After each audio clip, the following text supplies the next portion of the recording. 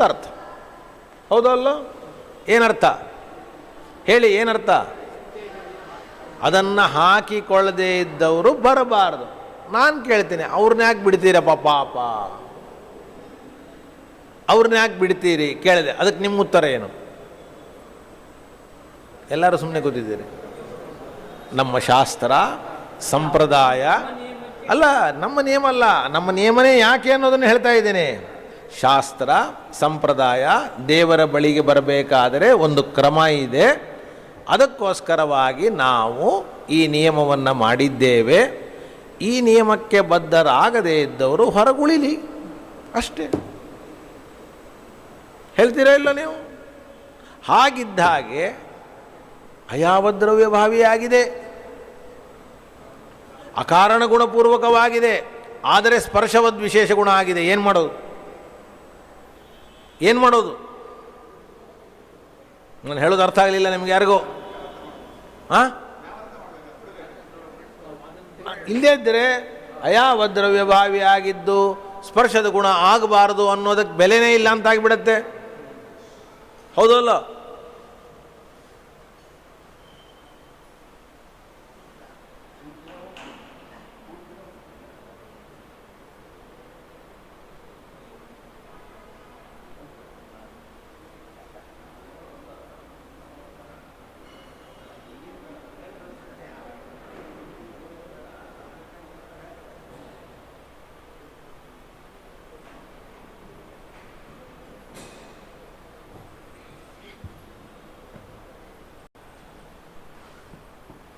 ಯಾರು ಪಂಚೆ ಉಟ್ಕೊಂಡಿರ್ತಾರೋ ಅವರಿಗೆ ಪ್ರವೇಶ ಅಂತ ನಾನು ನಿಯಮ ಮಾಡಿದೆ. ನೀವು ಸುಮ್ಮನೆ ಕೇಳ್ಬೋದು, ಮತ್ತು ಪಂಚೆ ಉಟ್ಕೊಳ್ಳದೆ ಇದ್ದವರ ಗತಿ ಏನು? ಇಲ್ಲ, ಇಷ್ಟೇ.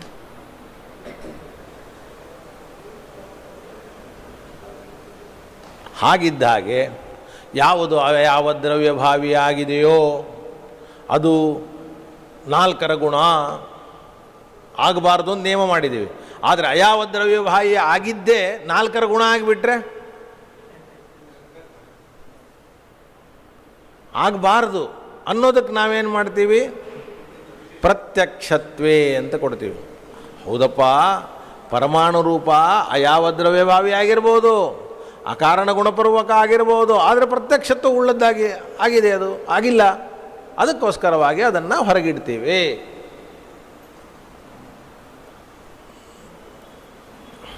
ಈ ರೀತಿಯಾಗಿ ಅವರು ಹೇಳಿದರೆ ಅದಕ್ಕೆ ನಾವು ಒಂದು ಉತ್ತರವನ್ನು ಕೊಡ್ತೇವೆ.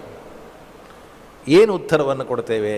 ಇದು ಸ್ವಲ್ಪ ತುಂಬ ಇಂಟ್ರೆಸ್ಟ್ ಆದಂತಹ ಉತ್ತರ. ನಾವು ಹೇಳ್ತೇವೆ, ಈಗ ಶಬ್ದ ಇದೆ, ಶಬ್ದದ ಬಗ್ಗೆ ಅಲ್ಲ ನಮ್ಮದೀಗ ಜಗಳ ಏನಿದ್ರೂ ಕೂಡ. ಶಬ್ದ, ಈ ಶಬ್ದ ಇದೆ, ಶಬ್ದವೂ ಕೂಡ ನಾವು ಆಕಾಶದ ಗುಣ ಅಂತ ಹೇಳೋದಿಲ್ಲ. ನೀವು ಆಕಾಶದ ಗುಣ ಹೇಳಬೇಕು ಅಂತ ಮನಸ್ಸಿನಲ್ಲಿ ಇಟ್ಕೊಂಡಿದ್ರಿ, ಇಲ್ಲ.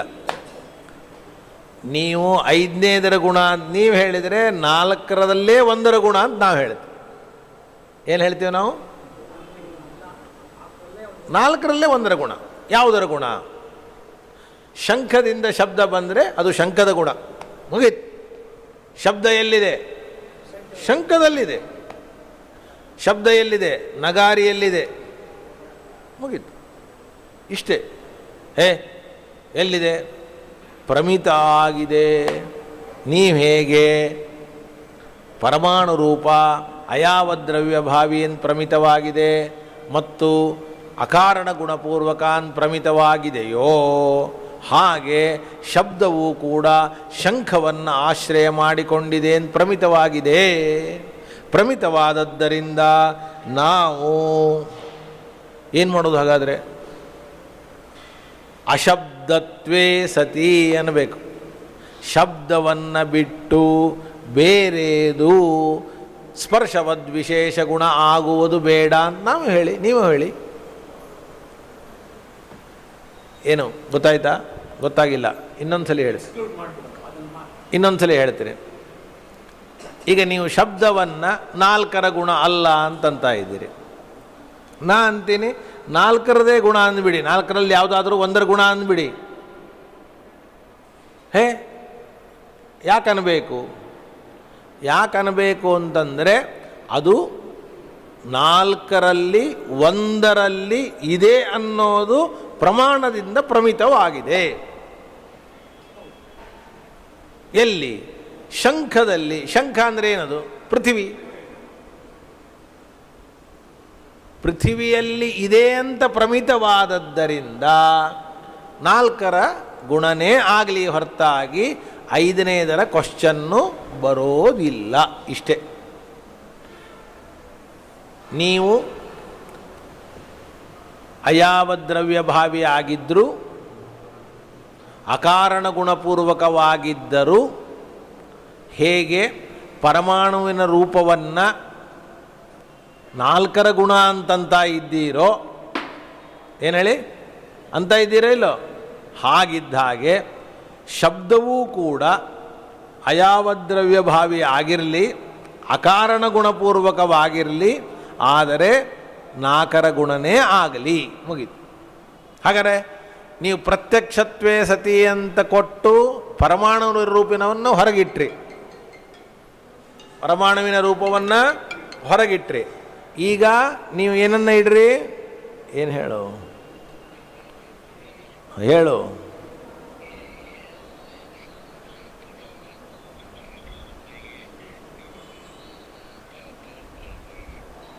ಹಾಗೆ ಹಾಗೆ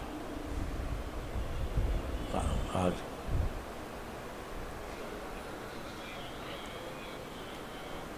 ಆಯ್ ಆಯ್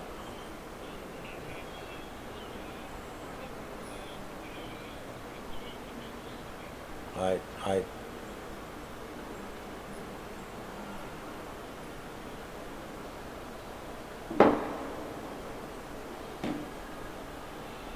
ನೀವು ಪರಮಾಣುವಿನ ರೂಪ ಇದನ್ನು ಸ್ಪರ್ಶವದ್ ವಿಶೇಷ ಗುಣ ಅಂತೀರೋ ಇಲ್ಲೋ? ಅಂತೀರೋ ಇಲ್ಲೋ? ಅನ್ನಲ್ವಾ? ಯಾಕೆ ಅಂದರೆ ಮತ್ತೆ ನೋಡಪ್ಪ, ಅದು ಅಯಾವದ್ರವ್ಯಭಾವಿಯಾಗಿದೆ, ಅಕಾರಣ ಗುಣಪೂರ್ವಕವಾಗಿದೆ, ಅದನ್ನು ಸ್ಪರ್ಶವದ್ ವಿಶೇಷ ಗುಣ ಹೆಂಗಂತೀರಿ ಅಂತಂದರೆ, ನಾವು ಅಯಾವದ್ರವ್ಯ ಆಗಿರ್ಬೋದು, ಸ್ಪರ್ಶವದ್ ವಿಶೇಷ ಗುಣ ಆಗಿರ್ಬೋದು, ಆದರೆ ಅದು ಪ್ರತ್ಯಕ್ಷತ್ವ ಉಳ್ಳದ್ದಾಗಿದೆ. ಅದಕ್ಕೋಸ್ಕರವಾಗಿ ಅದನ್ನು ನಾವು ಈ ರೂಲ್ನಲ್ಲಿ ಸೇರಿಸೋದಿಲ್ಲ. ಹಂಗಿದ್ದಂಗೆ ಶಬ್ದವೂ ಕೂಡ ಅಯಾವದ್ರವ್ಯಭಾವಿಯಾಗಿರಲಿ, ಆದರೆ ಅಕಾರಣ ಗುಣಪೂರ್ವಕನೂ ಆಗಿರಲಿ, ಆದರೆ ಸ್ಪರ್ಶವದ್ ವಿಶೇಷ ಗುಣನೇ ಆಗಲಿ. ಯಾಕೆ ಅಂದರೆ ನಾವೊಂದು ಸೇರಿಸ್ತೀವಿ, ಶಬ್ದವನ್ನು ಬಿಟ್ಟು ಯಾವುದು ಅಯಾವದ್ರವ್ಯಭಾವಿ ಆಗಿರುತ್ತೋ, ಯಾವುದು ಅಕಾರಣ ಗುಣಪೂರ್ವಕ ಆಗಿರುತ್ತೋ ಅದು ಸ್ಪರ್ಶವದ್ವಿಶೇಷ ಗುಣ ಆಗಿರಲ್ಲ. ಶಬ್ದ ಸ್ಪರ್ಶವದ್ವಿಶೇಷ ಗುಣ ಆಗಿರುತ್ತೆ. ನಿಮಗೆ ಅರ್ಥ ಆಗಲಿಲ್ಲ, ಇನ್ನೊಂದು ಸಲ ಹೇಳ್ತೀನಿ. ನೀವೊಂದು ರೂಲ್ ಮಾಡ್ಕೊಳ್ಳಿ ಮನಸ್ಸಿನಲ್ಲಿ. ಏನು ರೂಲ್ ಮಾಡ್ಕೊಂಡಿದ್ದೀರಿ? ಎರಡೆರಡು ಹೇಳೋದು ಬೇಡ, ಒಂದೇ ಹೇಳಿ. ಯಾವುದು ಅಯಾವದ್ರವ್ಯಭಾವಿ ಆಗಿದೆಯೋ ಅದು ನಾಲ್ಕರ ಗುಣ ಅಲ್ಲ ಅಂತ ರೂಲ್ ಮಾಡ್ಕೊಂಡಿದ್ದೀರಿ. ಹೌದಾ? ನಾನು ಈ ರೂಲು ಬ್ರೇಕ್ ಆಗಿದೆ ಅಂತ ಹೇಳಿದೆ. ಎಲ್ಲಿ? ಪರಮಾಣು ರೂಪದಲ್ಲಿ. ಅದಕ್ಕೆ ಅವ ಅಂದ, ನಮ್ಮ ರೂಲ್ ಹಿಂಗಲ್ಲ, ರೂಲ್ ಸ್ವಲ್ಪ ಮಾಡಿಫೈ ಮಾಡ್ತೀವಿ. ಯಾವುದು ಅಯಾವದ್ರವ್ಯಭಾವಿ ಆಗಿದೆಯೋ ಅದು ನಾಲ್ಕರ ಗುಣ, ಅಥವಾ ಏನದು ಯಾವುದು ಅಯಾವದ್ರವ್ಯಭಾವಿ ಅದು ನಾಲ್ಕರ ಗುಣ ಅಲ್ಲ ಅಂತ ನಾವು ಮಾಡೋದಿಲ್ಲ. ಪ್ರತ್ಯಕ್ಷವಾಗಿ ಏನು ಹೇಳಿ? ಪ್ರತ್ಯಕ್ಷವಾಗಿ ಯಾವುದು ಅಯಾವದ್ರವ್ಯಭಾವಿ ಆಗಿದೆಯೋ ಅದು ನಾಲ್ಕರ ಗುಣ ಅಲ್ಲ. ಈಗಲಾದರೂ ಕೂಡ ಪರಮಾಣುವಿನ ರೂಪ ಅನ್ನೋದು ಅಯಾವದ್ರವ್ಯಭಾವಿ ಆಗಿರ್ಬೋದು, ಆದರೆ ಅದು ಪ್ರತ್ಯಕ್ಷವಾಗಿಲ್ಲ. ಅದಕ್ಕೆ ನಮ್ಮ ರೂಲ್ ಏನು ಬ್ರೇಕ್ ಆಗಲಿಲ್ಲ. ಯಾವುದು ಪ್ರತ್ಯಕ್ಷಕ್ಕೆ ವಿಷಯವಾಗಿ ಅಯಾವದ್ರವ್ಯಭಾವಿಯಾಗಿದೆಯೋ ಅದು ನಾಲ್ಕರ ಗುಣ ಅಲ್ಲ. ಸ್ವಲ್ಪ ಮಾಡಿಫೈ ಆಯಿತು. ಮೊದಲು ಎಷ್ಟಿತ್ತು ಹೇಳಿ ರೂಲು? ಯಾವುದು ಅಯಾವದ್ರವ್ಯಭಾವಿಯೋ ಅದು ಏನಲ್ಲ, ಸ್ಪರ್ಶವದ್ವಿಶೇಷ ಗುಣ ಅಲ್ಲ ಅಂತಿತ್ತು. ಈಗ ಪ್ರತ್ಯಕ್ಷವಾಗಿ ಯಾವುದು ಅವಯಾವದ್ರವ್ಯಭಾವಿಯಾಗಿದೆಯೋ ಅದು ಅಂತ. ಈಗಲಾದರೂ ಕೂಡ ಪರಮಾಣುವಿನ ರೂಪ ಅಯಾವದ್ರವ್ಯಭಾವಿ ಆಗಿರಬಹುದು, ಆದರೆ ಪ್ರತ್ಯಕ್ಷ ಆಗಿಲ್ಲ, ಅದಕ್ಕೆ ನಮ್ಮ ರೂಲಿಗೆ ಅದು ಒಳಪಡೋದಿಲ್ಲ. ಹೇಗೋ ಹಾಗೆ ಅಶಬ್ದತ್ವೇ ಸತಿ ಅಂತ. ಏನು ಹೇಳಿ? ಅಶಬ್ದತ್ವೇ ಸತಿ. ಬರೀ ಇಷ್ಟೇ ರೂಲಲ್ಲ, ಯಾವುದು ಅಯಾವದ್ರವ್ಯಭಾವಿಯೋ ಅದು ಸ್ಪರ್ಶವದ್ವಿಶೇಷ ಗುಣ ಅಲ್ಲ ಅಂತಿಷ್ಟೇ ಅಲ್ಲ, ಶಬ್ದವಾಗದೇನೆ. ಏನು ಹೇಳಿ? ಶಬ್ದ ಆಗದೇನೆ ಬೇರೆ ಆಗಿ ಯಾವುದು ಅಯಾವದ್ರವ್ಯಭಾವಿ ಆಗಿರುತ್ತೋ, ಅಂದರೆ ಶಬ್ದವಾಗದೇನೆ ಅಂದರೆ ಶಬ್ದವನ್ನು ಬಿಟ್ಟು ಅಂತ ಅರ್ಥ. ಯಾಕೆ ಶಬ್ದವನ್ನು ಬಿಡ್ತೀರಿ? ನೀ ಪರಮಾಣು ರೂಪ ಯಾಕೆ ಬಿಟ್ಟು? ಅದಕ್ಕೆ ನಾವು ಶಬ್ದವನ್ನು ಬಿಡ್ತೀವಿ. ಪರಮಾಣು ರೂಪ ಯಾಕೆ ಬಿಟ್ಟೆ ಅಂದರೆ ಪರಮಾಣು ರೂಪ ಅನ್ನೋದು ಸ್ಪರ್ಶವದ್ವಿಶೇಷ ಗುಣ ಅಂತ ಖಾತ್ರಿಯಾಗಿದೆ, ಅದಕ್ಕೆ ಬಿಟ್ಟಿದ್ದೀನಿ. ಹಾಗಾದರೆ ನಾವು ಹೇಳ್ತೀವಿ ಶಬ್ದ ಅನ್ನೋದು ಕೂಡ ನಾಲ್ಕರಲ್ಲಿ ಒಂದರ ಗುಣ ಅಂತ ಖಾತ್ರಿಯಾಗಿದೆ, ಅದಕ್ಕೋಸ್ಕರವಾಗಿ ಅದನ್ನು ಬಿಡು. ಅದನ್ನು ಬಿಡೋದಕ್ಕಾಗಿ ಪ್ರತ್ಯಕ್ಷತ್ವೇ ಸತಿ ಅಂದಂಗೆ ಅಶಾಬ್ದತ್ವೇ ಸತಿ. ನಮಗೆ ತಲೆಯಲ್ಲಿ ಹೋಯ್ತು ಅಂತ ಅನ್ಕೋತೀನಿ. ನಾವು ಶಬ್ದವನ್ನು ಕೈ ಬಿಡು ಅಂತೀವಿ, ಅವನು ಪರಮಾಣು ರೂಪವನ್ನು ಕೈ ಬಿಡು ಅಂತಾನೆ. ನೀನು ಯಾವ ಯುಕ್ತಿಯಿಂದ ಪರಮಾಣು ರೂಪವನ್ನು ತೆಗೆದುಕೊಳ್ಳೋದು ಬೇಡ ಅಂತೀಯೋ ಅದೇ ಯುಕ್ತಿಯಿಂದಲೇ ನಾವು ಶಬ್ದವನ್ನು ತೆಗೆದುಕೊಳ್ಳೋದು ಬೇಡ. ಅಂದರೆ ಪರಮಾಣುವಿನ ರೂಪ ಇದು ಏನಾಗೋದಾದರೆ ನಾಲ್ಕರ ಗುಣ ಆಗೋದಾದರೆ ಶಬ್ದವು ನಾಲ್ಕರ ಗುಣನೇ ಆಗಲಿ. ಇಲ್ರಿ, ಹೌದು ನಾಲ್ಕರ ಗುಣನೇ ಅದು ಪರಮಾಣುವಿನ ರೂಪ, ಮತ್ತು ಅಯಾವದ್ರವ್ಯಭಾವಿ ಆಗಿದ್ದು ನಾಲ್ಕರ ಗುಣ ಆಗಿರಬಾರ್ದು ಅಂತ ಹೇಳಿದಲ್ಲೋ ನೀನು. ಅಂದರೆ ಬರೀ ಅಯಾವದ್ರವ್ಯಭಾವಿ ಅಲ್ಲ, ಪ್ರತ್ಯಕ್ಷ ಆಗಿ ಏನು ಸ್ವಲ್ಪ ಮನಸ್ಸು ಮಾಡಿ. ಏನು ಮನಸ್ಸು ಮಾಡಿ? ಮೊದಲು ವ್ಯಾಪ್ತಿ ಹೇಳ್ಕೊಳ್ಳಿ. ಏನು ವ್ಯಾಪ್ತಿ ಹೇಳಿ? ಯತ್ರ ಯತ್ರ ಅಯಾವದ್ರವ್ಯಭಾವಿತ್ವಂ ತತ್ರ ತತ್ರ ಸ್ಪರ್ಶವದ್ವಿಶೇಷ ಗುಣಾಭಾವ. ಗುಣ ಅಲ್ಲ, ಹೌದಾ? ಇಷ್ಟಲೆಯಲ್ಲಿದೆಯಾ? ಈಗ ನಾನು ಅಯಾವದ್ರವ್ಯಭಾವಿತ್ವ ಎಲ್ಲಿದೆ ಅಂತ ನಿಮ್ಮನ್ನು ಕೇಳಿದೆ. ಹೇಳಿ, ಎಲ್ಲಿದೆ? ಪರಮಾಣು ರೂಪದಲ್ಲಿ ಇದೆ. ಎಲ್ಲಿದೆ? ಪರಮಾಣುವಿನ ರೂಪದಲ್ಲಿ ಇದೆ. ರಾಘವೇಂದ್ರ ಹೇಳಿದೆ ನಾನು ಶನಿವಾರ, ಅವ್ರಿಗಿಬ್ಬರು ಸೇರಿ ಮಾಡಿಸಿ. ಅಯಾವದ್ರವ್ಯಭಾವಿತ್ವ ಇದೆ, ಆದರೆ ಅದೇನಾಗಿದೆ? ಸ್ಪರ್ಶವದ್ವಿಶೇಷ ಗುಣಾಭಾವ ಆಗಿದೆಯೋ ಸ್ಪರ್ಶವದ್ವಿಶೇಷ ಗುಣನೇ ಆಗಿದೆಯೋ? ಮುಗೀತು. ಮತ್ತು ವ್ಯಭಿಚಾರ ಬರಲಿಲ್ವಾ? ಅದಕ್ಕೆ ಅವ್ರು ಕೊಡೋ ಉತ್ತರ ಏನು?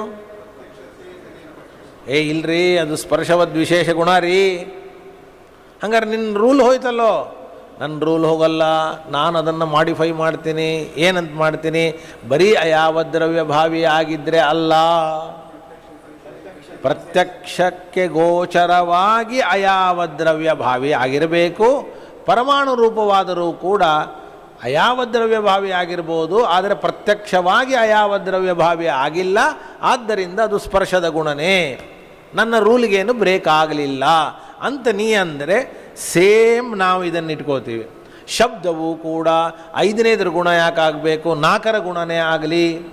ಯಾಕೆ ಅಂತಂದರೆ ಅಯಾವದ್ರವ್ಯಭಾವಿ ಆದದ್ದರಿಂದ ನಾವು ಹೇಳ್ತೀವಿ. ಏನು ಹೇಳ್ತೀವಿ? ಅಯಾವದ್ರವ್ಯಭಾವಿ ಆಗಿದೆ, ಆದ್ದರಿಂದ ಅದಕ್ಕೆ ಯಾವುದು ಅಯಾವದ್ರವ್ಯಭಾವಿಯಾಗಿದೆಯೋ ಅದು ಸ್ಪರ್ಶವುಳ್ಳದ್ದರ ಗುಣ ಅಲ್ಲ ಅಂತ ನೀವು ಹೇಳಿದಿರಿ.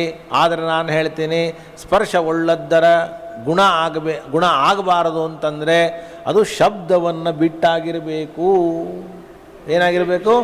ಹೌದು, ಅಶಾಬ್ದತ್ವೇ ಸತಿ ಅಂತ ಸೇರಿಸ್ತೀವಿ. ಅಂದರೆ ಶಬ್ದ ಎಲ್ಲಿದೆ ಅಂತ ನಿರ್ಣಯ ಆಗಿರಬೇಕು? ನಾಲ್ಕರಲ್ಲಿ ಎಲ್ಲಿಯಾದರೂ ಕೂಡ ಒಂದು ಕಡೆ. ನಾವು ಹೇಳ್ತೀವಿ ಶಂಖದಲ್ಲೇ ಇದೆ ಅಂತ ಹೇಳಬೇಕು. ಎಲ್ಲಿದೆ ಅಂತ ಹೇಳ್ತೀವಿ? ನೀನು ಪರಮಾಣು ರೂಪ ಪ್ರಮಿತವಾಗಿದೆ ಅಂತಂದು, ಪ್ರಮಾಣ ಪ್ರಮಿತವಾಗಿದೆ, ಅದಕ್ಕೆ ಅದನ್ನು ಹೊರಗಿಡಬೇಕು ಅಂತಂದು. ಶಬ್ದವೂ ಕೂಡ ಏನಂತ ಪ್ರಮಾಣ ಪ್ರಮಿತ? ನಾಲ್ಕರಲ್ಲೇ ಇದೆ ಅಂತ ಪ್ರಮಾಣ ಪ್ರಮಿತ ಆಗಿದೆ. ಅದಕ್ಕೋಸ್ಕರವಾಗಿ ನಾವು ಅದನ್ನು ಹೊರಗಿಡಬೇಕು ಅನ್ನೋದಕ್ಕೆ ನಾವು ಕೂಡ ಅಶಾಬ್ದತ್ವೇ ಸತಿ ಅಂತೀವಿ ಅಂತ. ಇಷ್ಟಕ್ಕೆ ಒಂದು ಕಥೆ ಮುಗೀತು.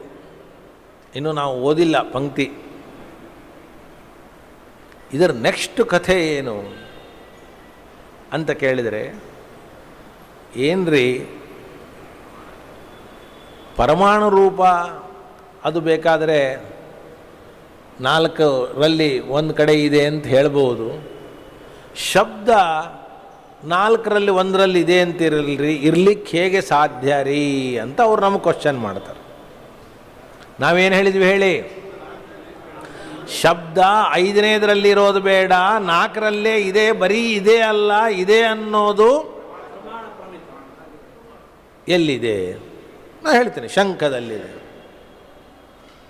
ಏನು ಸಮಸ್ಯೆ ಹೇಳಿ? ಇದೆ ಅಂದರೆ ಆಕಾಶದಲ್ಲಿದೆ ಅಂತ ಯಾಕಂತೀರಿ ನೀವು? ಶಂಖದಲ್ಲಿದೆ ಅಂದರೆ ನಿಮ್ದೇನು ಗಂಟು ಹೋಯಿತು ಹೇಳಿ?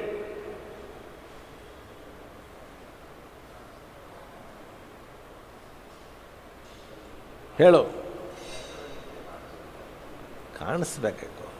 ಕಾಣಿಸ್ಬೇಕಾಕ ನಿನ್ನೆ ಹೇಳಿದ್ದೀನಿ ಅದನ್ನು ಕೇಳಿ. ನಿನ್ನೆ ಹೇಳಿದ್ದೀನಿ ಅದನ್ನು ಏನು ಅಂತ ಕೇಳಿದರೆ, ಹೌದಾ ಒಂದು ಕ್ವಶನ್ ಬಂದಿತ್ತಲ್ಲ, ಶಂಖದಲ್ಲಿದೆ ಅಂತಂದರೆ ಏನು ಸಮಸ್ಯೆ ಹೇಳಿ? ಏನು ಸಮಸ್ಯೆ ಅಂತಂದರೆ ನಮ್ಮ ಕಿವಿಗೆ ಕೇಳಿಸುವ ಬಗೆ ಹೇಗೆ ಅನ್ನೋದು ಸಮಸ್ಯೆ. ಶಂಖ ನಮ್ಮ ಕಿವಿಗೆ ಬರ್ತದೋ ಅಥವಾ ನಮ್ಮ ಕಿವಿ ಶಂಖದ ಬಳಿಗೆ ಹೋಗುತ್ತೋ ಅನ್ನೋ ಸಮಸ್ಯೆ ಇದೆ. ಅದಕ್ಕೆ ಶಂಖದಲ್ಲಿ ಇಲ್ಲ, ನಾಲ್ಕರಲ್ಲಿಲ್ಲ, ಐದನೇದರಲ್ಲಿ ಅನ್ನೋ ಉತ್ತರವನ್ನು ಅವ್ರು ಕೊಟ್ಬಿಟ್ಟಿದ್ದಾರೆ. ಹೌದಲ್ಲೋ? ಯಾಕೆ ತಲೆ ಕೆಡಿಸ್ಕೋತಾ ಇದ್ದೀರಿ? ಅವ್ರು ಏನು ಮಾಡಿದರೂ ಕೂಡ ನಾಲ್ಕರಲ್ಲಿ ಇಲ್ಲ, ನಾವು ನಾಲ್ಕರಲ್ಲೇ ಇದೆ ಅಂತ ನಾವು ಹೇಳೋರು. ನಾವು ಹೇಳ್ತೀವಿ ಅಂದರೆ ನಮ್ಮ ಪ್ರಕಾರ ನಾಲ್ಕರಲ್ಲಿದೆ ಅಲ್ಲ, ನಮ್ಮ ಪ್ರಕಾರನೂ ಆಕಾಶದಲ್ಲೇ ಇದೆ. ಆದರೆ ಆ ಆಕಾಶವನ್ನು ಈ ತರಹ ಸಾಧನೆ ಮಾಡಬೇಡ, ಸಾಕ್ಷಿಯಿಂದ ಸಾಧನೆ ಮಾಡು ಅಂತ ನಾವು ಹೇಳಬೇಕಾಗಿದೆ. ಸ್ವಲ್ಪ ಯೋಚನೆ ಮಾಡಿ. ಈಗ ನಮ್ಮ ಸಬ್ಜೆಕ್ಟ್ ಎಲ್ಲಿಗೆ ಬಂತು ಅಂತ ಕೇಳಿದರೆ, ನಾಲ್ಕರಲ್ಲಿ ಶಬ್ದ ಇದೆ ಅಂದರೆ ಪೃಥ್ವಿಯಲ್ಲಿದೆ ಅಂತ. ಪೃಥ್ವಿ ಅಂದರೆ ಯಾವುದು? ಶಂಖ, ಜಾಂಗ್ಟೆ, ಅಲ್ಲಿದೆ ಅಂತ ಆಯಿತು. ಅಲ್ರಿ, ನಾವು ಈಗಾಗಲೇ ನಿನ್ನೆ ಪಾಠದಲ್ಲಿ ಹೇಳಿದ್ದೀವಲ್ರಿ. ಏನಂತ ಹೇಳಿದ್ದೀರಿ ಅಂದರೆ, ಶಬ್ದ ಅಲ್ಲಿದ್ದರೆ ನಮಗೆ ಕೇಳಿಸುವ ಬಗೆ ಹೇಗೆ? ಯಾಕೆಂದರೆ ನಾವು ಅಲ್ಲಿ ಹೋಗೋದಿಲ್ಲ, ಅದು ಇಲ್ಲಿ ಬರೋದಿಲ್ಲ, ವಿಚಿತರಂಗನ್ಯಾಯ ಇಲ್ಲ, ಯಾವುದೂ ಇಲ್ಲ ಅಂತ ಆಲ್ರೆಡಿ ನಾವು ಹೇಳಿದ್ದೀವಲ್ಲ. ಅಂತಂದರೆ ಅದಕ್ಕೆ ಇದಕ್ಕೆ ಉತ್ತರ ಅಂತಾರೆ. ಈ ಉತ್ತರವನ್ನು ಅವರು ಒಪ್ಪಿಕೊಳ್ಳೇಬೇಕು. ಏನು ಉತ್ತರ? ನಾವು ಕೇಳ್ತೀವಿ, ಕಣ್ಣು ಇದ್ದಲ್ಲಿ ರೂಪ ಬಂತೋ, ರೂಪ ಇದ್ದಲ್ಲಿ ಕಣ್ಣು ಹೋಯಿತು. ಶಬ್ದ ಇದ್ದಲ್ಲಿ ಕಿವಿ ಬಂತೋ, ಕಿವಿ ಇದ್ದಲ್ಲಿ ಶಬ್ದ ಬಂತೋ ಅಂತ ನೀವು ಕೇಳಿದಿರಿ. ನಾ ಈ ಕ್ವಶನ್ ಕೇಳ್ತೀನಿ, ಇಲ್ಲ, ಕಣ್ಣೇ ಅಲ್ಲಿ ಹೋಗುತ್ತೆ ಹೇಳ್ತೀವಿ. ಕಣ್ಣಂದ್ರೆ ಕಣ್ಣಲ್ಲ, ಲೈಟು. ಲೈಟ್ ಅಂತ ನೀವು ಹೇಳ್ತೀರಲ್ಲ, ಲೈಟ್ ಅಂದರೆ ಕಣ್ಣೇ. ಹಾಗೆ ಶಬ್ದವೂ ಕೂಡ ಕಿವಿಯ ಹತ್ತಿರ, ಇದು ಶ್ರೋತ್ರೇಂದ್ರಿಯವೂ ಕೂಡ ಚಕ್ಷುರಿಂದ್ರಿಯವು ರೂಪದ ಬಳಿ ಹೋದಂತೆ ಶ್ರೋತ್ರೇಂದ್ರಿಯವೂ ಕೂಡ ಶಬ್ದದ ಬಳಿ ಹೋಗ್ತದೆ.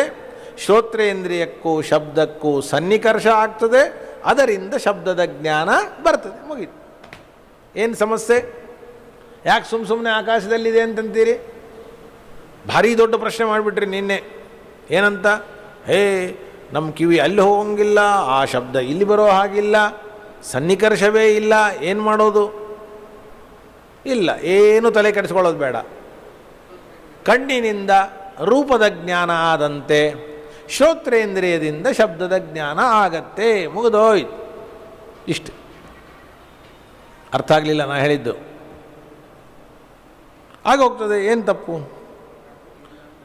ಇಲ್ಲ, ಚಕ್ಷುರಿಂದ್ರಿಯಕ್ಕೂ ಶ್ರೋತ್ರೇಂದ್ರಿಯಕ್ಕೂ ವ್ಯತ್ಯಾಸ ಇದೆ. ಯಾಕೆ ಅಂದರೆ, ಚಕ್ಷುರಿಂದ್ರಿಯ ಅಂದರೆ ಈಗಾಗಲೇ ಹೇಳಿದಂತೆ ಲೈಟ್ ಅಂತ ನೀವು ಹೇಳಿದ್ರಿ. ಅದು ಕ್ರಿಯೆ ಇರುವ ವಸ್ತು, ಅದಕ್ಕೆ ಹೋಗುವಿಕೆ ಬರುವಿಕೆ ಅಂತ ಇದೆ.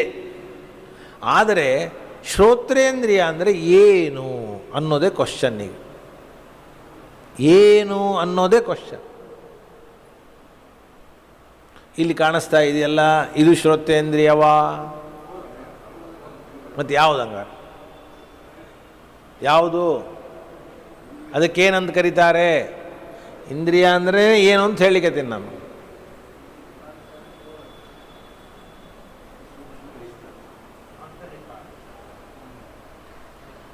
ಬಾಹ್ಯೇಂದ್ರಿಯ, ಅದು ಆಂತರಿಕ ಅಲ್ಲಪ್ಪ. ಯಾರು ಹೇಳಿದ್ರಪ್ಪ ನಿನಗೆ?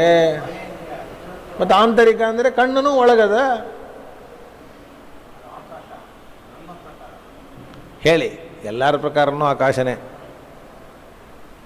ಇಲ್ಲಿ ಇದೆಯಲ್ಲ, ಇದು ಗೋಲಕ, ಇದರ ಒಳಗೆ ಒಂದು ಆಕಾಶ ಇದೆ. ಅದನ್ನು ನಾವು ಇಂದ್ರಿಯ ಅಂತ ಕರಿತೇವೆ. ಆಕಾಶವನ್ನೇ ಯಾವುದನ್ನು ಕರಿತೀವಿ? ಕರ್ಣ ಶಷ್ಕುಲ್ಯ ಅವಚ್ಛಿನ್ನ ಪ್ರದೇಶೋ ಶ್ರೋತ್ರಂ. ಇಲ್ಲಿ ಒಳಗೆ ಇರುವ ಆಕಾಶದ ಭಾಗ ಇದೆಯಲ್ಲ, ಅದನ್ನು ನಾವು ಶ್ರೋತ್ರೇಂದ್ರಿಯ ಅಂತ ಕರಿತೇವೆ. ಅರ್ಥ ಆಗಲಿಲ್ವಾ? ಹಾಗಾದರೆ ಅದು ಆಕಾಶ. ಆಕಾಶ ಅಂದಮೇಲೆ ಅದು ಕ್ರಿಯೆ ಇದೆಯಾ? ಹೋಗೋದು ಬರೋದು ಕ್ರಿಯೆ ಇದೆಯಾ? ಇಲ್ಲ. ಕಣ್ಣು ಹೋಗಿ ರೂಪವನ್ನು ಗ್ರಹಣ ಮಾಡ್ಬೋದು. ಇದು ಹೋಗಿ ಹೆಂಗೆ ರೂಪವನ್ನು ಗ್ರಹಣ ಮಾಡ್ತದೆ? ಸುಮ್ಮನೆ ಹೋಗ್ತದೆ ಅಂತ ಅಂದ್ಬಿಟ್ರೆ ಹೆಂಗೆ ಹೋಗ್ತದೆ ಅಂತ ಅವ ಪ್ರಶ್ನೆ ಕೇಳಿದ. ಸ್ಟಾಪ್ ಅಂದ್ವಿ ನಾವು. ಯಾಕೆ ಅಂದರೆ ಇನ್ನೂ ನಿನಗೂ ಗೊತ್ತಿಲ್ಲ, ನಮಗೂ ಗೊತ್ತಿಲ್ಲ ಆಕಾಶ ಅಂತ. ಆಕಾಶವನ್ನು ಶಬ್ದನೇ ತೆಗಿಬೇಡ ಅಂತ ಹೇಳ್ಬಿಟ್ಟು. ಆಕಾಶ ಅನ್ನೋದು ಗೊತ್ತಿದ್ದರೆ ಮತ್ತು ಇಷ್ಟೆಲ್ಲ ಯಾಕೆ ಒತ್ತಾಡಬೇಕು? ಈ ಅನುಮಾನ ಯಾಕೆ ಮಾಡಬೇಕು? ಈ ಗಲಾಟೆ ಯಾಕೆ ಮಾಡಬೇಕು? ಅರ್ಥ ಮಾಡ್ಕೊಳ್ಳಿ ಹೇಗಿದೆ ಅಂತ ಪಾಯಿಂಟು. ಇಂದ್ರಿಯ ಶ್ರೋತ್ರೇಂದ್ರಿಯವೇ ಶಬ್ದದ ಬಳಿಗೆ ಹೋಯಿತು. ಹೇ, ಶ್ರೋತ್ರೇಂದ್ರಿಯ ಹೆಂಗೆ ಶಬ್ದದ ಬಳಿಗೆ ಹೋಗುತ್ತೀರಿ? ಯಾಕಪ್ಪ ಹೋಗಲ್ಲ? ಶ್ರೋತ್ರೇಂದ್ರಿಯ ಅಂದರೆ ಅದು ಆಕಾಶ. ಆಕಾಶ ಅಂದರೆ ಅದು ಕ್ರಿಯೆ ಇಲ್ಲದ ವಸ್ತು, ಒಂದು ಕಡೆಯಿಂದ ಒಂದು ಕಡೆ ಹೋಗುವ ವಸ್ತು ಅಲ್ಲ. ಅದು ಹೆಂಗೆ ಹೋಗ್ಲಿಕ್ಕೆ ಸಾಧ್ಯ? ಚಕ್ಷುರೇಂದ್ರಿಯ ಬೇಕಾದರೆ ರೂಪದ ಹತ್ತಿರ ಹೋಗ್ಬೋದು, ಆದರೆ ಶ್ರೋತ್ರೇಂದ್ರಿಯ ಶಬ್ದದ ಬಳಿಗೆ ಹೋಗ್ಲಿಕ್ಕೆ ಸಾಧ್ಯ ಇಲ್ಲ ಅಂತಂದರೆ, ಹಂಗಾರೆ ನಿನಗೆ ಇದನ್ನು ಹೇಳೋಕ್ಕಿಂತ ಮೊದಲು ಆಕಾಶ ಅಂದರೆ ಗೊತ್ತಿದೆ ಅಂತಾಯ್ತು. ಹೆಂಗೆ ಗೊತ್ತಾಗಿದೆ?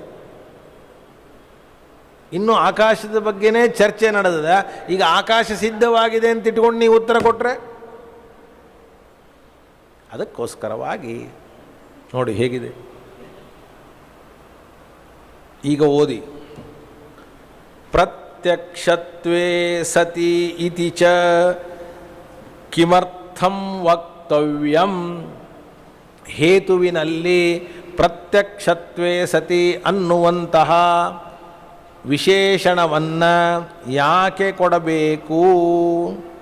ಪಾರ್ಥಿವ ಪರಮಾಣು ರೂಪಾದಿವ್ಯಾವೃತ್ಯರ್ಥಂ ಇತಿ ಚೇತ್. ಪ್ರತ್ಯಕ್ಷತ್ವ ಅಂತ ಹೇಳದೇ ಇದ್ದರೆ ಬರೀ ಅಯಾವದ್ರವ್ಯ ಭಾವಿ ಅಂತ ಹೇಳಿಬಿಟ್ರೆ, ಆಗ ಪಾರ್ಥಿವ ಪರಮಾಣುವು ಕೂಡ ಅಯಾವದ್ರವ್ಯ ಭಾವಿಯಾಗಿದ್ದರಿಂದ ಅದು ನಾಲ್ಕರ ಗುಣ ಆಗದೇ ಹೋಗಬೇಕಾಗುತ್ತದೆ. ಆದರೆ ನಾಲ್ಕರ ಗುಣ ಆಗಿದೆ. ಅದನ್ನು ನಾಲ್ಕರ ಗುಣ ಅಂತ ಮಾಡೋದಕ್ಕೆ ನಾವೇನು ಮಾಡ್ತೀವಿ? ಪ್ರತ್ಯಕ್ಷತ್ವ ಅನ್ನುವ ವಿಶೇಷಣವನ್ನು ಕೊಡ್ತೀವಿ ಅಂತ ಅವರಂದರು. ಅದಕ್ಕೆ ನಾವು ಕೇಳ್ತೀವಿ, ಕುತಃ ತತ್ಪರಿಹರಣೀಯಂ. ಯಾಕೆ ಸುಮ್ಮನೆ ಅದನ್ನು ನಾವು ಹೊರಗಿಡಬೇಕು ಅನ್ನೋದಕ್ಕೆ ವಿಶೇಷಣ ಯಾಕೆ ಕೊಡ್ತಿದ್ದಿ? ಕೊಡಬೇಡ, ಯಾಕೆ ಹಂಗಲ್ರಿ. ಪ್ರಮಿತತ್ವಾತ್ ಇತಿ ಚೇತ, ಅದಕ್ಕೆ ಅವರಂತಾರೆ ಅಕಾರಣ ಗುಣಪೂರ್ವಕವಾದ ಅಯಾವದ್ರವ್ಯಭಾವಿಯಾದ ಆ ರೂಪ ಅನ್ನೋದು ಸ್ಪರ್ಶವದ್ ವಿಶೇಷ ಗುಣ ಆಗಿದೆ ಅಂತ ಪ್ರಮಾಣದಿಂದ ಸಿದ್ಧವಾಗಿದೆ. ಏನು ಹೇಳಿ? ಏನು ಸಿದ್ಧವಾಗಿದೆ ಪ್ರಮಾಣದಿಂದ? ಪರಮಾಣು ರೂಪವು ಅಕಾರಣ ಗುಣಪೂರ್ವಕವಾಗಿ ಅಯಾವದ್ರವ್ಯಭಾವಿಯಾಗಿ ನಾಕರ ಗುಣ ಅಂತ ಸಿದ್ಧವಾಗಿದೆ. ಸಿದ್ಧವಾದದ್ದಕ್ಕೆ ಮತ್ತು ಅದನ್ನು ಪ್ರಮಾಣ ಗುಣ ಅಲ್ಲ, ಇದು ನಾಲ್ಕರ ಗುಣ ಅಲ್ಲ ಅನ್ನೋದು ಹೇಗೆ? ನಾಲ್ಕರ ಗುಣ ಅಲ್ಲ ಅಂತ ಆಗಬಾರ್ದಲ್ಲ, ನಾಲ್ಕರ ಗುಣನೇ ಆಗಬೇಕು. ಅದಕ್ಕೆ ನಾವು ಏನು ಸೇರಿಸ್ತೀವಿ? ಪ್ರತ್ಯಕ್ಷತ್ವ. ತರ್ಹಿ ನೀವು ಹೀಗೆ ಹೇಳೋದಾದರೆ ಶಬ್ದಸ್ಯಾಪಿ, ಏನು ಹೇಳಿ? ಶಬ್ದಸ್ಯಾಪಿ ಶಂಖಾದ್ಯಾಶ್ರಯತೆಯ ಪ್ರಮಿತತ್ವಾತ್. ಶಬ್ದ ಏನಾಗಿದೆ? ಶಂಖ ಆದಿಪದದಿಂದ ನೀವು ಯಾವ್ದು ಬೇಕಾದ್ರೆ ತಗೊಳ್ಳಿ, ಜಾಂಗ್ಟೆ ಗಂಟೆ, ಅದರಲ್ಲಿ ಆಶ್ರಯವಾಗಿದೆ ಅಂತ ಪ್ರಮಿತವಾದದ್ದರಿಂದ ವ್ಯಾಪ್ತಿಗ್ರಹಣ ಸಮಯೇ, ಏನು? ವ್ಯಾಪ್ತಿಗ್ರಹಣ ಸಮಯೇ ತದ್ವ್ಯವಚ್ಛೇದಾರ್ಥಂ. ವ್ಯಾಪ್ತಿ ಏನು? ಯಾವುದು ಅಯಾವದ್ರವ್ಯಭಾವಿಯಾಗಿದೆಯೋ, ಯಾವುದು ಅಕಾರಣ ಗುಣಪೂರ್ವಕವಾಗಿದೆಯೋ ಅದು ಸ್ಪರ್ಶವದ್ ವಿಶೇಷ ಗುಣ ಆಗಿರಬಾರ್ದು ಅನ್ನುವ ವ್ಯಾಪ್ತಿಯನ್ನು ಗ್ರಹಣ ಮಾಡುವ ಸಂದರ್ಭದಲ್ಲಿ ವಿಶೇಷಣಂ